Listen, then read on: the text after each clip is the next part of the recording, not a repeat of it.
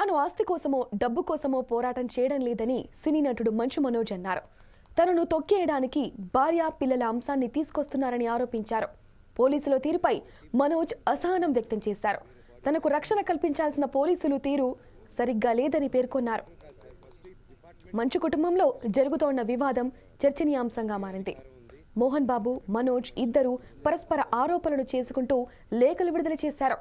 గుర్తు తెలియని వ్యక్తులు తమపై దాడి చేశారని, తనకు తన భార్యకు ప్రాణహాని ఉందని పహడీ షరీఫ్ పోలీస్ స్టేషన్లో మంచు మనోజ్ సోమవారం ఫిర్యాదు చేశారు.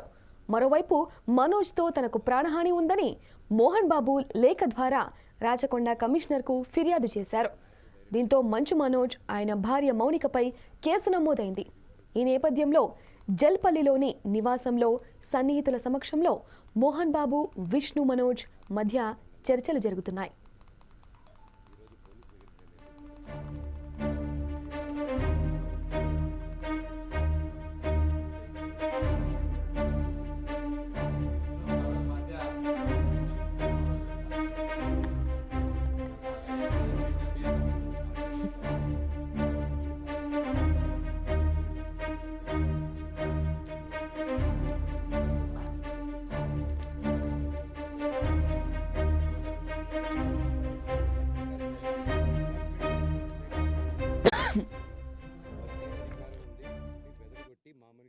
చేసి వేరే బాడీ గార్డ్ లోపలికి పంపించున్నారు సార్.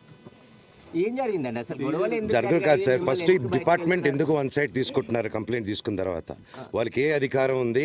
నా ప్రొటెక్ట్ చేసే మనుషులు పంపించేదానికి అధికారం ఏముంది? ప్రపంచంలో నా అందరినీ కలుస్తాను సార్, బయలుదేరుతాను. నేను ఆస్తి కోసమో డబ్బు కోసమో ఈ పోరాటం చేయట్లేదు.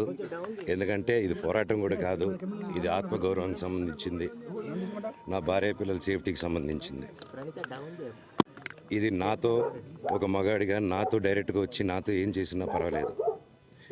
నా భార్య పేరు ఇంక్లూడ్ చేయడం, నన్ను తొక్కేదానికి, నా 7 నెలల పాపని ఇంక్లూడ్ చేయడం, నా బిడ్డల ఇంట్లో ఉండగానే అలా బిహేవ్ చేయడం కరెక్ట్ కాదు. ఈరోజు పోలీస్ దగ్గరికి నేను వెళ్ళి ప్రొటెక్షన్ అడిగాను. నేను మొన్న వచ్చి అడిగినప్పుడు మీకు అన్ని ఎవిడెన్స్లు ఇస్తాను.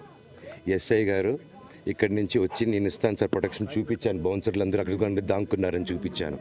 అది కొంచెం చూసి ఓకే సార్ మీరు ధైర్యంగా ఉండండి, మేము ఎక్కడికి వెళ్ళట్లేదని చెప్పి మాట్లాడి పారిపోయారు. ఇప్పుడు కానిస్టేబుల్స్ వచ్చి అందరినీ, నా మనుషులందరినీ భయపించి ఇప్పుడు వాళ్ళ పేర్లు తీసుకొని బెదరగొట్టి మా మనుషులు పంపించేసి వేరే బాడీ గార్డ్ లోపలికి పంపించున్నారు సార్. ఏం జరిగిందండి అసలు? జరగదు కాదు సార్. ఫస్ట్ డిపార్ట్మెంట్ ఎందుకు వన్ సైడ్ తీసుకుంటున్నారు? కంప్లైంట్ తీసుకున్న తర్వాత వాళ్ళకి ఏ అధికారం ఉంది? నా ప్రొటెక్ట్ చేసే మనుషులు పంపించేదానికి అధికారం ఏముంది? ప్రపంచంలో నా అందరినీ కలుస్తాను సార్, బయలుదేరుతాను.